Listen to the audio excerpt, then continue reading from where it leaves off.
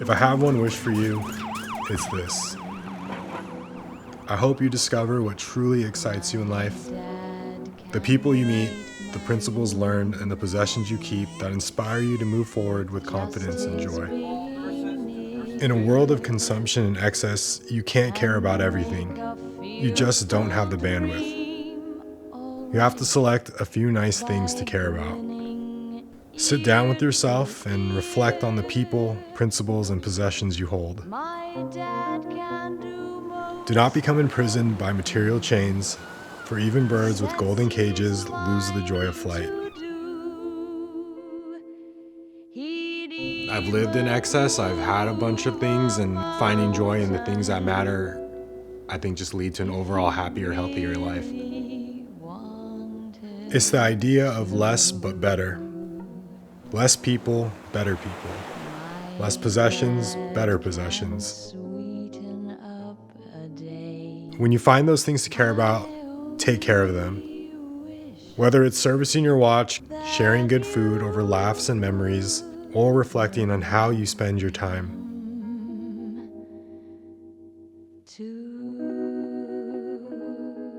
It was Grandpa and Dad that did it for me. Your great-grandpa and grandpa. The way they walked, talked, and the watches they wore.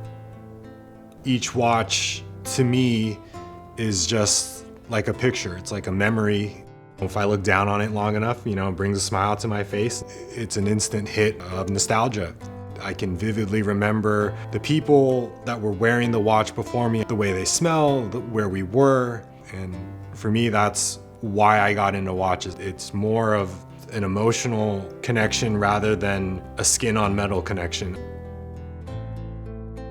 I distinctly remember my dad wearing a watch because he thought it was funny that we thought it was funny that he had Donald Duck on his wrist. It is a very memorable watch when you have a cartoon duck with a blue jacket on your wrist, and it was just a fun little thing that he would wear with his suit. To see your dad with a tie but have this kind of goofy looking watch, even though it's Donald Duck.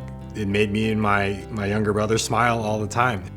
It's one of the earliest memories I remember. And even when I look at it today, it still makes me happy. It's not working right now, I still need to get it serviced, but eventually I do want to get it up and running because it made me want to wear one. It really is that archetype kind of dad moment that you just sticks with you forever. Whether it's putting on their shoes at a young age because you think it's fun, to trying on their watch. To be able to one day fit into the watch in a sense that it not only fits your wrist, but to have gone through enough of life to realize what they went through, both good times and bad times. You realize that life is a struggle, but it always seemed like your dad was Superman. Oh, man. Being able to enjoy these watches long after, my grandfather passed away is just a small memento to that unconditional love that we experienced as kids. I wore the watch when you were born because Dad and Grandpa wore it. I remember wanting to be like the men I admired. The watch symbolizes that, becoming the man I want to be. My few nice things resided in what I already had. The values, mannerisms, and principles given to me were from the men I looked up to. And I want you to know that it represents more than just time. This watch is a circle, a cycle of life, love, and legacy. It's not about the time it keeps, but the movement it represents. It's not about counting minutes, but making minutes count. A symbol of good people, principles, and possessions, all held together in an art piece you can wear. A little keepsake. Even with your tiny hands, you hold more than just time. You hold a legacy, one I will pass to you just as it was passed to me.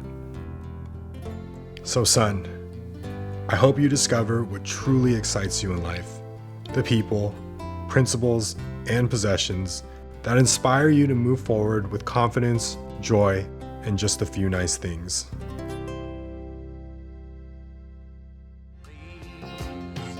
And the cat's in the cradle and the silver spoon, little boy blue and the man on the moon. When you're coming home, son, I don't know